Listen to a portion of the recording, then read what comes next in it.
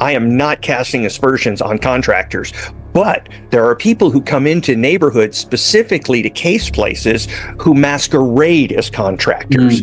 And there is no profession that is without its problem child. Every single day in neighborhoods like the Catalina Foothills in Tucson, Arizona, dozens of people move through the streets that residents call home. They arrive before the sun is fully up. They park their trucks on corners and along curbs. They carry equipment through side gates. They work in backyards where no one can see them from the street. They trim hedges along property lines. They service pools. They patch roofs. They pour concrete on foundations of houses that aren't finished yet. They walk slowly and deliberately through the same quiet streets, day after day, week after week. And nobody asks them who they are. Nobody checks their credentials. Nobody questions why they're there. Nobody tracks which house they've been standing in front of for the last 45 minutes. Nobody remembers their faces after they're gone. In a wealthy residential enclave like the Catalina Foothills, workers are everywhere, and they are, for all practical purposes, completely invisible. But here is the other side of that invisibility, the side that investigators are now, 47 days into this case, beginning to examine with a level of specificity and focus that was not present in the early weeks. Workers see everything. They see which house has cameras and where those cameras point. They see which driveway is empty every morning at 8 and which car is always home. They see when the dog gets walked and at what time. They notice when a routine changes, when the usual car is missing for a week, or when a new person starts showing up. They hear conversations through open windows while they are trimming hedges outside. They observe, without even deciding to observe, the patterns and rhythms of every property they visit and every street they work. In a neighborhood like the Catalina Foothills, a worker who has been present for weeks or months knows the texture of daily life on those streets in a way that no one watching from the outside could replicate. They know it not because they have been gathering intelligence. For the vast majority, that knowledge is simply the byproduct of doing their jobs. But the knowledge is real, it is detailed, and in the wrong hands, it is actionable. That invisibility is the question that is now sitting at the center of the investigation into the disappearance of Nancy Guthrie. Not who the suspect is, not what motive drove someone to take an 84-year-old woman from her home in the middle of the night. Yes, those questions matter enormously, and they will be answered someday. But the question that former FBI agents, forensic experts, and now the investigators themselves are focusing on is more specific than that. How did whoever took Nancy Guthrie come to know enough about her life to plan this crime? And more specifically, could the answer be someone who moved through her neighborhood every week in plain sight, looking exactly like someone who belonged there? That is not a conclusion. No one has been charged. No specific worker has been named as a suspect or a person of interest. But it is a theory articulated by named, credentialed former FBI agents speaking on record, and backed by verified investigative actions that the FBI has taken in the last 48 hours, that the people running this investigation are now taking seriously enough to act on.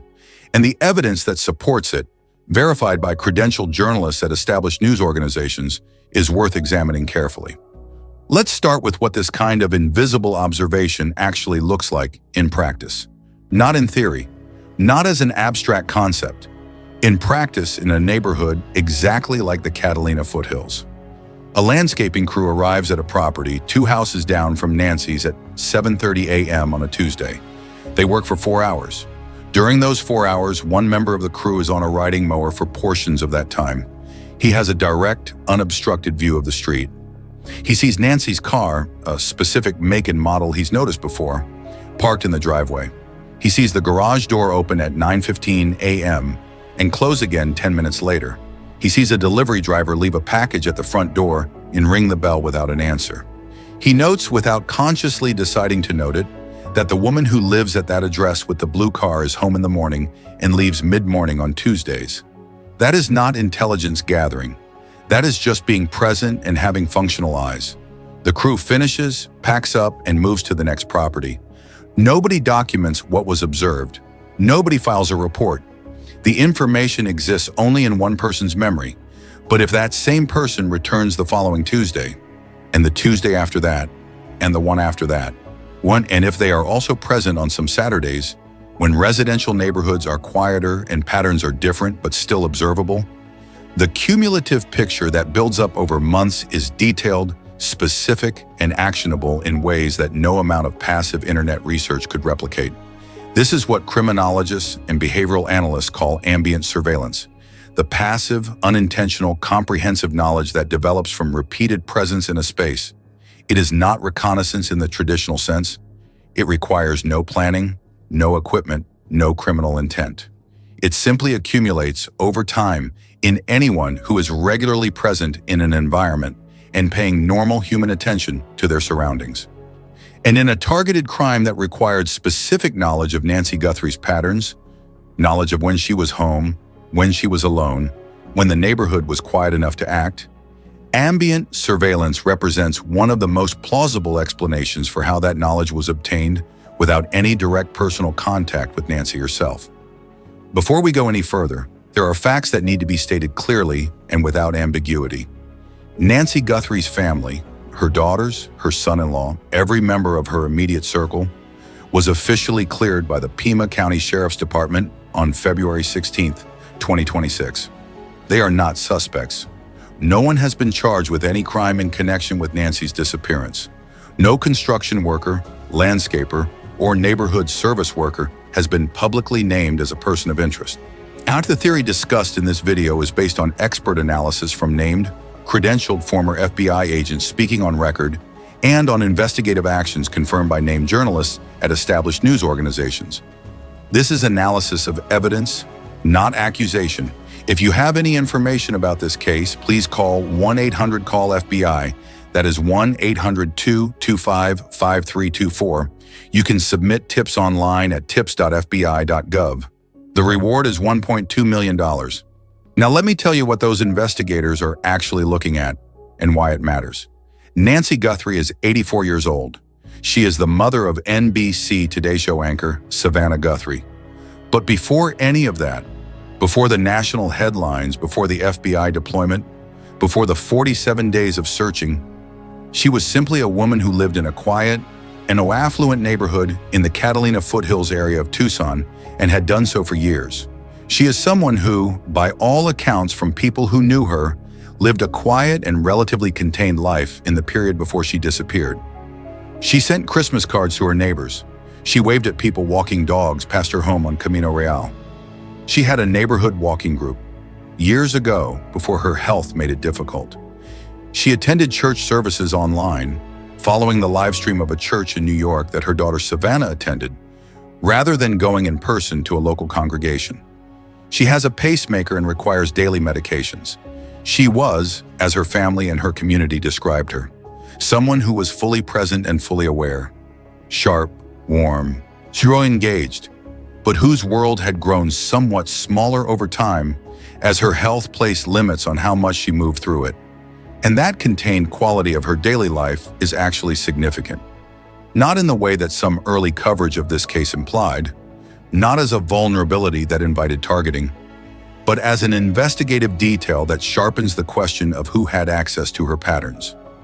Because if Nancy's world was relatively small, if she was not regularly out in the neighborhood, not frequently visible in her front yard, not moving through the community in ways that would make her observable to a wide range of people, then the number of people who had enough familiarity with her daily routine to plan what happened to her on February 1st is actually quite limited. And within that limited universe of people with that kind of access, one category has been dramatically underexplored until recently. On March 13th, 2026, a man who works as a gardener in the Catalina Foothills neighborhood near Nancy Guthrie's home came forward publicly. He spoke on camera to Jonathan Lee Riches, a true crime live streamer who goes by JLR Investigates and who has maintained a regular presence outside the Guthrie home since early in the investigation. JLR is not a credentialed journalist. He is a citizen journalist and true crime content creator. However, his footage of this gardener's statement was subsequently reported and verified by the Mirror US and the Irish Star, two established news publications, who confirmed the gardener's account independently. The gardener's name has not been publicly disclosed. And what he said was simple, direct, and in the context of where this investigation stands after 47 days, genuinely significant. He said that as of March 13th, more than 6 weeks after Nancy Guthrie disappeared, no one from law enforcement had ever spoken to him. Not a detective, not an FBI agent, not an investigator of any kind. He said he found that surprising. He also said something else that deserves careful attention. He said it had been somewhere between 8 months and a year since he had last physically seen Nancy Guthrie herself. He described a brief, friendly exchange, catching her in the morning, saying hi, "Hi, Ms. Guthrie, how are you?" And then nothing. A year of working regularly in the neighborhood where she lived without laying eyes on her. Think about what both of those statements mean together. A man who regularly works the streets of the Catalina Foothills, who knows the neighborhood, who knows the residents, who knows which properties have which routines, had not been contacted by law enforcement 6 weeks into one of the largest missing persons investigations in the recent history of Arizona. And the last time he had seen Nancy herself was close to a year ago. The first fact raises questions about the scope of the investigation's neighborhood canvas. The second raises questions about Nancy's patterns that go directly to the heart of how this crime was planned. If a worker who regularly operates in Nancy's neighborhood had not physically seen her for close to a year, then the question becomes, who else had? Was there a window of time before February 1st when Nancy's routine became visible again? When her patterns could be observed by someone paying attention? And who was that someone? This is not speculation about the gardener. He has not been accused of anything. He came forward because he hadn't been contacted and felt he should say something. That is the action of a concerned citizen, not a guilty one. But his statement opens a window into a line of investigative inquiry that the FBI is now, verifiably and confirmed by named journalists, actively pursuing. On March 18, 2026, NewsNation's senior investigative reporter, Brian Entin, confirmed through sources that FBI agents had returned to Nancy's neighborhood over the previous 24 hours and were asking residents specific questions. Among those questions was a request for the names of all contractors and construction workers who had been working on any building projects in the Catalina Foothills area in the weeks surrounding Nancy's disappearance. Not general descriptions, not vague inquiries, specific full names of every individual who had been present on those construction sites. That is a targeted investigative request.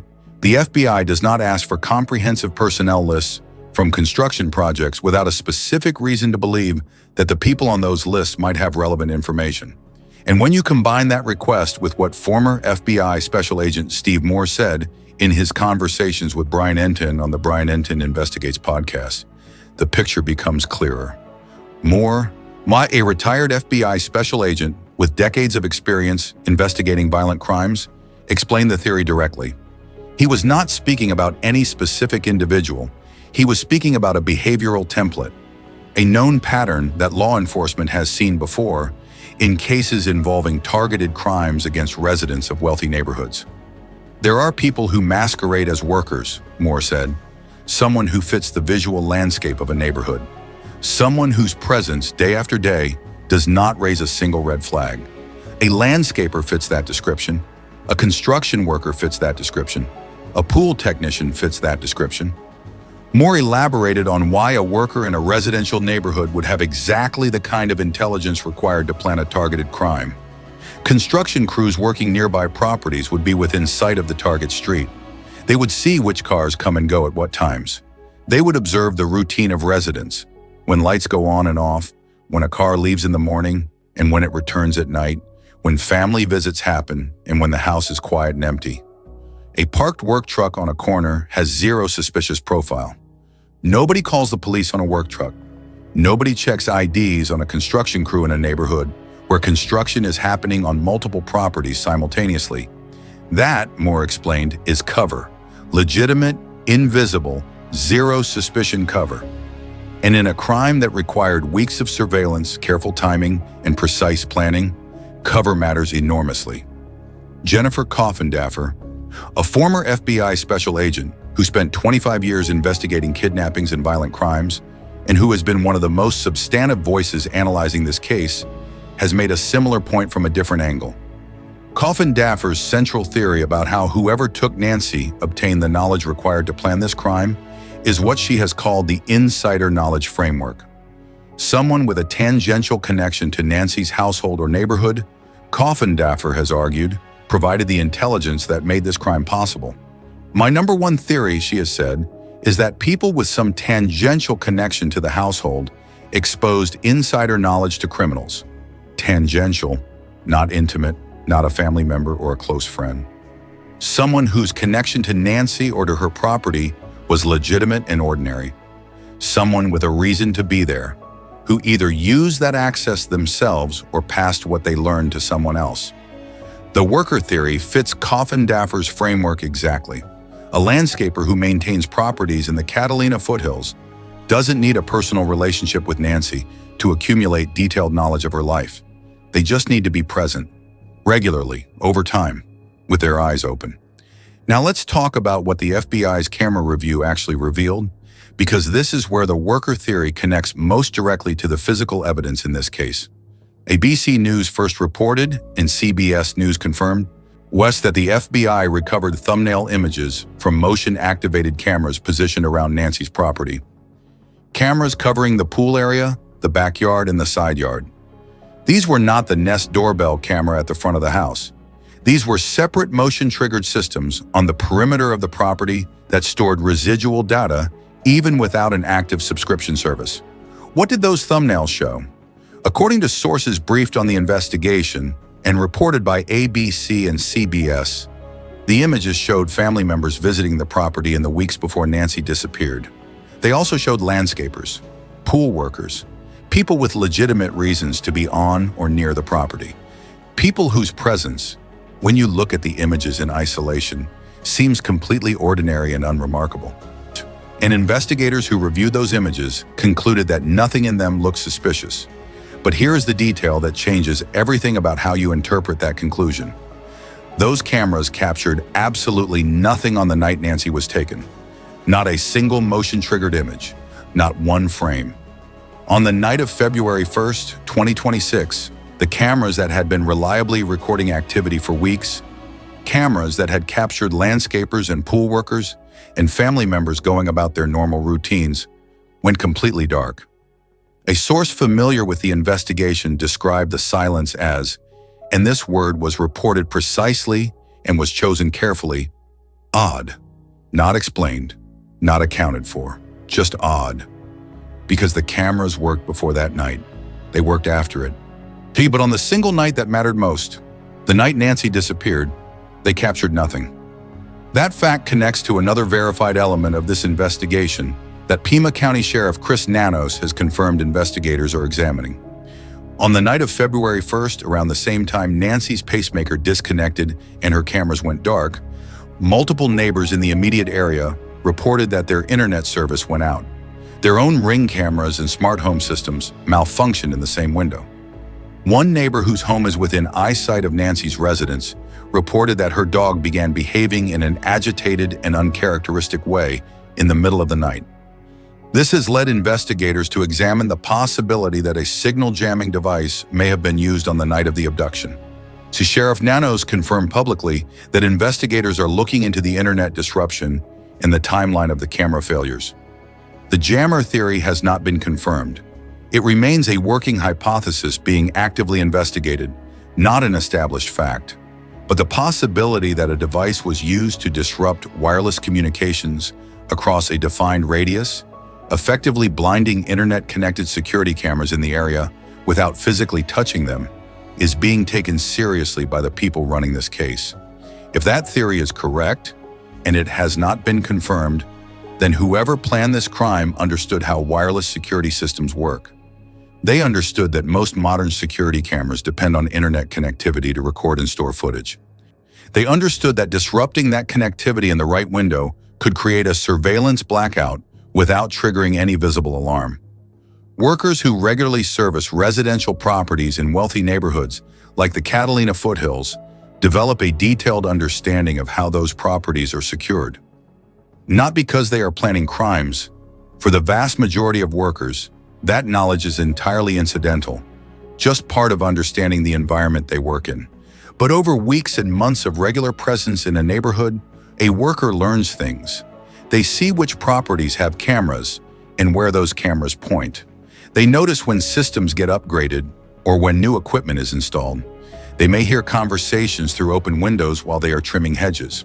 And they understand the security landscape of the neighborhood in a way that no outsider, no one who simply drove by once, could ever replicate. Steve Moore raised this point directly in his analysis. The theory of the crime is a big deal, he told Brian Entin. The theory of the crime informs every other bit of investigation you do. And the theory of this crime, as confirmed by Sheriff Nanos in his March 13th NBC interview, is that it was targeted, planned, executed with inside knowledge of Nancy's home, her schedule, her vulnerabilities, and her security systems. We believe we know why he did this, and we believe that it was targeted, Nanos said. He added, from day one, we had some strong beliefs about what happened, and those beliefs haven't diminished. If the crime was targeted, if it required sustained observation and advanced planning, then whoever planned it needed a way to be present in the Catalina Foothills without raising suspicion. They needed cover. They needed a reason to be on those streets repeatedly over multiple weeks without anyone questioning why they were there. A worker provides exactly that cover. Now let's look at the 3 dates that have emerged as significant in this investigation, because when you examine them through the lens of the worker theory, a specific and chilling picture emerges. January 11th, January 24th, February 1st. 3 consecutive Saturdays. Fox News digital reporter Michael Ruiz, citing 2 law enforcement sources, he confirmed that January 11th is the date when a photograph was taken of the suspect at Nancy's home. Not the February 1st image of him fully equipped with backpack, holster, and weapon, but a different image. The image in which he appears without any of that equipment, without the backpack, without the gun. Just a figure at her door 3 weeks before the night he came back to take her. 3 weeks earlier, without tools, without equipment, there to look, there to learn.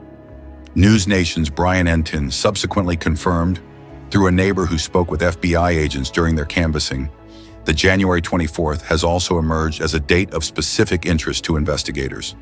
The Saturday that falls exactly 1 week before Nancy disappeared. Investigators were asking neighbors whether they had seen anything unusual that weekend, whether their cameras had captured anything from that specific date. January 11th, January 24th, February 1st. Every single one of those dates falls on a Saturday or into a Saturday evening window. Every single one. The pattern is so consistent that multiple observers analyzing this case have noted it explicitly. This person, or these people, were present on 3 consecutive weekend evenings in January and early February, studying the patterns of a specific property and the routines of its resident. And here is the point that connects directly to the worker theory and to the FBI's current investigative focus. Saturday is a day off for most formal construction crews working permitted projects during the week. Saturday represents a break in the normal schedule. But for independent workers, for informal landscapers, for day laborers and solo contractors who work whatever days they can get, Saturday can be a regular workday. The Catalina Foothills in January has warm weather, dry streets, and no weather-related delays. Landscaping and outdoor work continues on weekends. A worker on a Saturday in a residential neighborhood is not unusual, not remarkable, not someone who would attract a second glance, and someone who had established a visible presence in that neighborhood on weekdays, someone whose truck and whose face had become a familiar part of the visual landscape of those streets, would be even less remarkable on a weekend, because they already belong there, because they were already invisible in exactly the way that someone gathering intelligence on a target needs to be invisible. Steve Moore was direct about this specific dynamic. She would be someone who fits the visual landscape, he said, someone whose presence day after day does not raise a single red flag. In the Catalina Foothills in January 2026, that description fits a category of people that the FBI is now, for the first time publicly, pursuing with specific and targeted questions. But let's examine what the FBI's camera footage review actually tells us, and equally importantly, what it cannot tell us. Because this is where a critical gap in the investigation becomes apparent. When ABC News first reported and CBS News confirmed that the FBI had recovered thumbnail images from Nancy's property cameras showing landscapers and pool workers in the weeks before her disappearance, the immediate takeaway in news coverage was, nothing looks suspicious. Investigators reviewed the images and found no cause for alarm. But there is a specific limitation to that conclusion that has not received adequate attention in mainstream coverage. And it is a limitation that matters enormously for the worker theory. Nancy's cameras captured what happened on Nancy's property. The pool cameras, the backyard cameras, the side yard cameras, all of them were pointed inward at the property itself, at the areas immediately surrounding the house. They captured people who came onto the property, people who walked up the driveway, people who had a reason to be specifically at Nancy's home.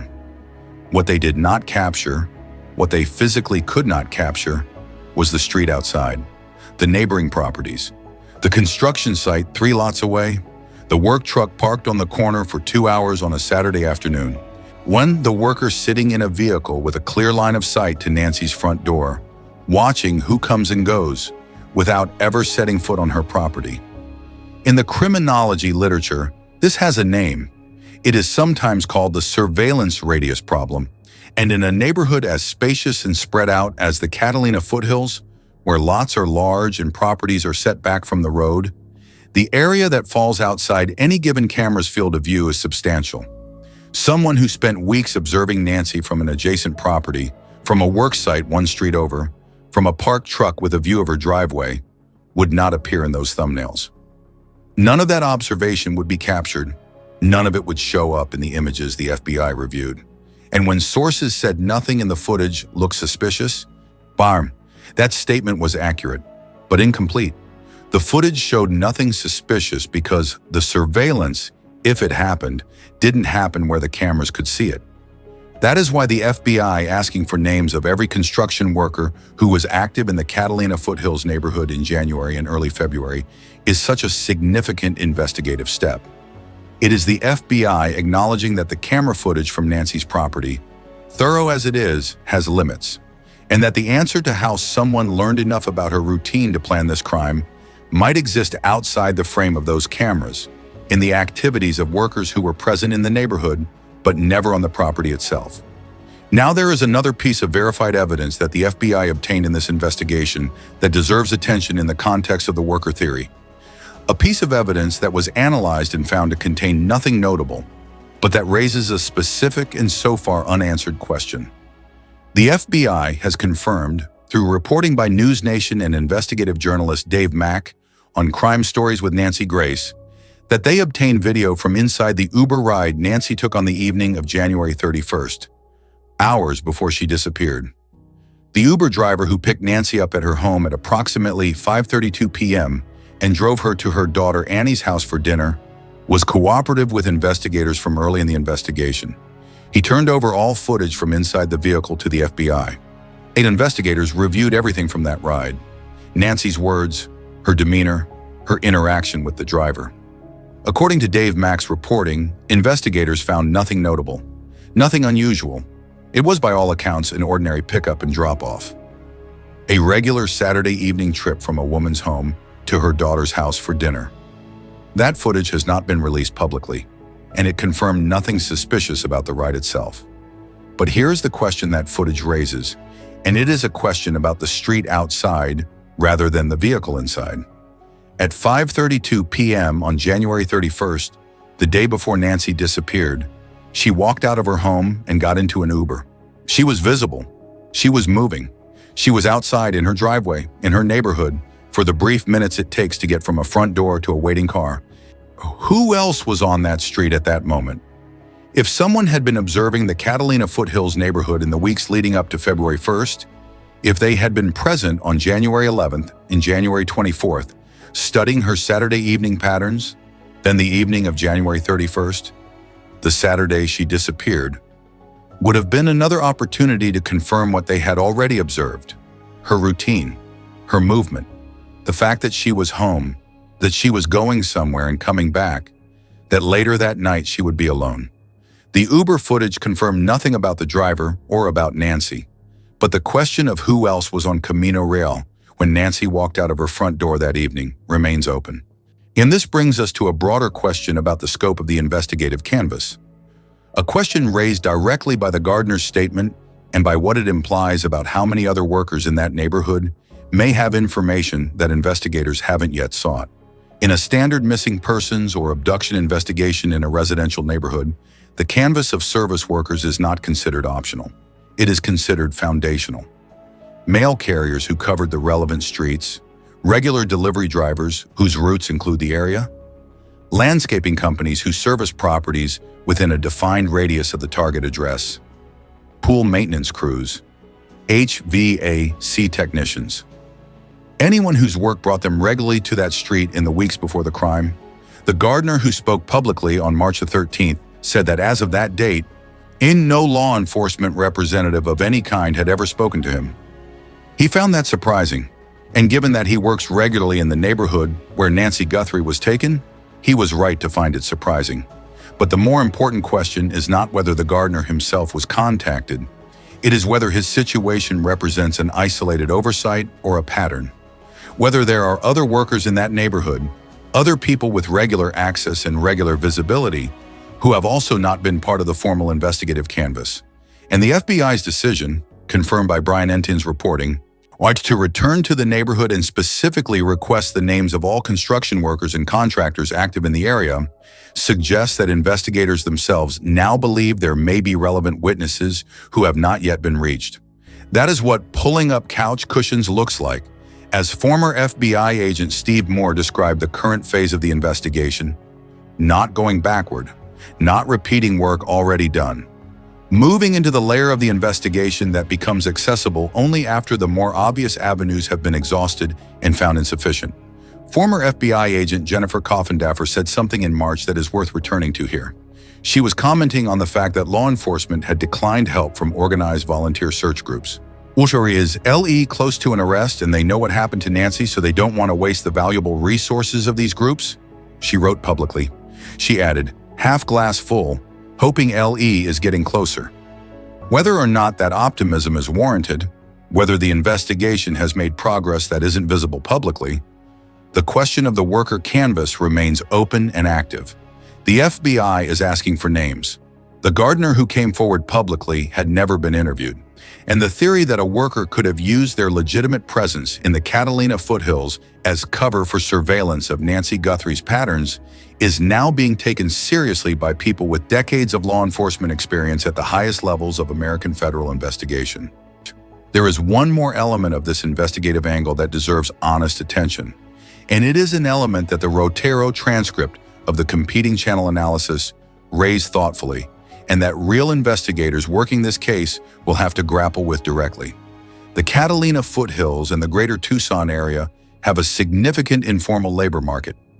Day laborers who gather at specific staging areas in the early morning and are picked up for jobs by contractors and homeowners who pay in cash. Independent landscapers and gardeners who work on informal arrangements without employment records. Workers who move between crews who don't have fixed employers, who for a range of entirely understandable reasons are not going to voluntarily approach federal investigators to offer information. When this is not a statement about criminality, the vast majority of these workers are simply people trying to work, earning their living through honest labor in a hot desert city where outdoor work is plentiful year-round. But from a purely investigative standpoint, the existence of a significant informal labor pool in this area creates a real challenge for a canvas that depends on formal methods. Pulling employment records, contacting licensed contractors, running background checks through established channels. Those methods surface the documented workforce. They do not reach the worker who was paid in cash last Tuesday by a homeowner who needed a hedge trimmed. They do not reach the day laborer who was picked up at 6 a.m. from a staging area by a contractor and worked 2 streets away from Nancy's house all day, and then went home without any record of his presence existing anywhere. In the weeks before Nancy disappeared in January and early February in Tucson's mild winter, the volume of outdoor workers active in the Catalina Foothills was not reduced by weather. It was normal, perhaps higher than normal, given the construction and renovation activity typical of that neighborhood and season. Workers were everywhere. Eyes were everywhere. And if one of those eyes saw something, a vehicle, a pattern, or a moment of activity that seemed odd in retrospect, that person may not have come forward, not because they are hiding something, but because they have no idea that what they saw matters and no reliable way to reach the investigators who need to hear it. That is why the family's public appeal to the Tucson community is so significant. It's possible a member of this community has information that they do not even realize is significant, Nancy's family said in their statement to KVOA. We hope people search their memories, especially around the key timelines of January 31st and the early morning hours of February 1st, as well as the late evening of January 11th. No detail is too small. It may be the key. They are right, and that appeal needs to reach not just the residents of the Catalina Foothills, but the workers who move through it. What the gardeners, the construction crews, the pool technicians, the delivery drivers, the people who are present in that neighborhood without necessarily being part of the formal community that sees the family's Instagram appeals or reads the national news coverage of this case. If you work in the Catalina Foothills and you were in that neighborhood in January or early February of this year, please consider whether you saw anything, however ordinary it seemed at the time, that might now look different in light of what happened.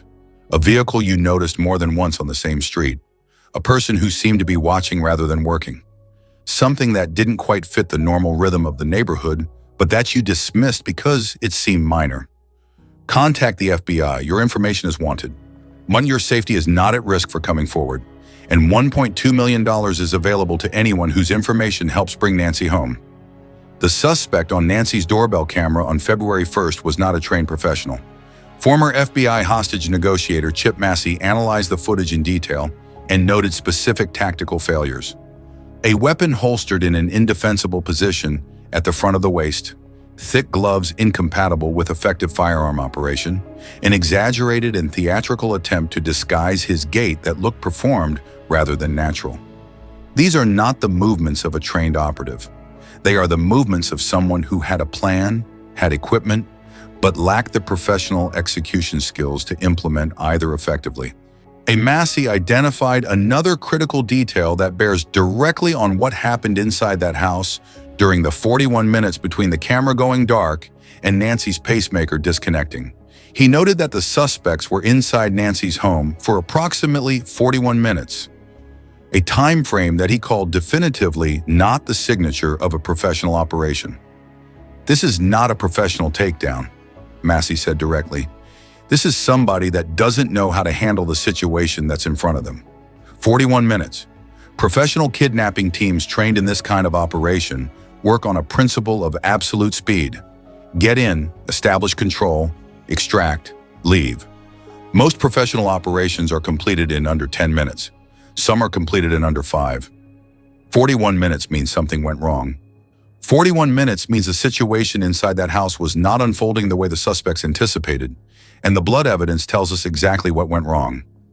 Former FBI Special Agent Maureen O'Connell analyzed the blood pattern at Nancy's front porch and reached a specific expert conclusion.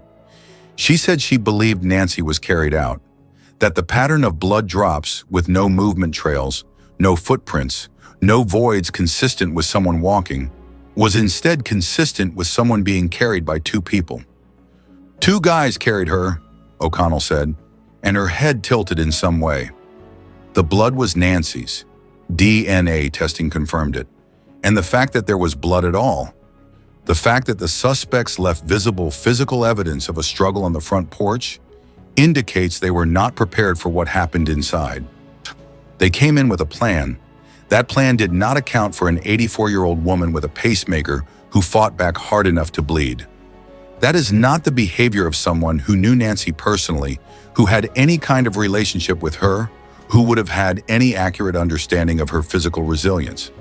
That is the behavior of someone who knew her schedule and her property and her security systems, but had never actually been in a room with her. Someone who had observed her from a distance and built a picture of her vulnerability from the outside. Someone whose knowledge of Nancy's life came from watching, not from knowing. The worker theory accommodates that specific gap perfectly. A person who observed Nancy's patterns from the street or from adjacent properties over months would know when she was home. They would know what time her car left. They would know when the neighborhood was quiet.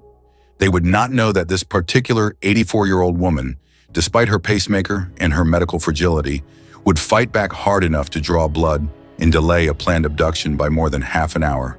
And yet, the cameras went dark. The Wi-Fi in the neighborhood went out. The operation involved at minimum 2 people with defined and coordinated roles. The property was approached not from the front, where the doorbell camera was recording, but from the back, where former FBI agent Jennifer Coffindaffer believes entry was made.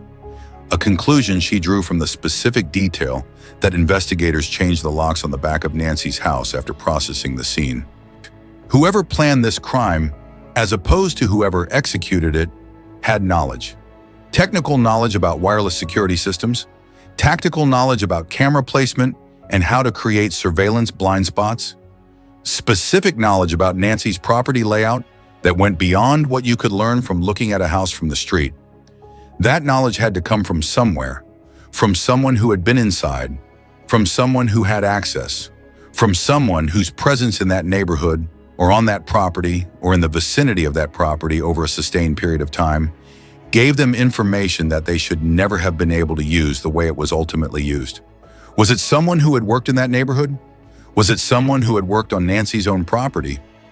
Was it someone who worked on a construction project nearby with a clear view of her street and her routines? Was it someone who never set foot on her property, but whose regular presence in the neighborhood gave them enough ambient knowledge of her patterns to plan this crime? We do not know. No one has been charged. No one has been publicly named. The investigation continues. But what we do know, verified and confirmed, is this. The FBI is now asking for names. Construction workers, contractors, people who were present in the Catalina Foothills in January and February of 2026. The FBI recovered camera thumbnails showing landscapers and pool workers had been at Nancy's property in the weeks before she disappeared. A gardener who regularly works in that neighborhood says no one had spoken to him as of mid-March. And a former FBI special agent with decades of experience said directly that people who conduct reconnaissance before targeted crimes sometimes do it from behind a worker's cover, because it is the most effective form of invisibility available in a wealthy residential neighborhood. Whoever walked past Nancy Guthrie's house in the weeks before February 1st, whoever was present on January 11th, on January 24th, on the Saturday evenings when investigators now know surveillance was being conducted, they had a reason to be there. Something that made their presence look ordinary, something that made them invisible in the way that matters most in a planned crime. The FBI is asking who that was. They are asking for names, for records, for the roster of every person who had legitimate access to those streets in those weeks. One of those names may be the answer. If you worked in the Catalina Foothills neighborhood in January or early February of 2026, if you were a landscaper, a construction worker, a pool technician, a delivery driver, anyone who had a regular presence on those streets during that period, please contact the FBI. Not because you are a suspect, you are not being accused of anything, but because you may have seen something that you didn't know was significant, a vehicle you saw more than once, a person you noticed watching a property, something that seemed ordinary at the time, but now that you know what happened to Nancy Guthrie, might mean something different. That call could change everything. The FBI tip line is 1-800-CALL-FBI. That is 1-800-255-324. You can submit information online at tips.fbi.gov. The reward is $1.2 million, $1 million from Nancy's family, $100,000 from the FBI, $100,000 from an anonymous donor. Nancy Guthrie's family has made their own public appeal. In a statement to local Tucson station KVOA, the family asked residents to search their memories. It's possible a member of this community has information that they do not even realize is significant, they said.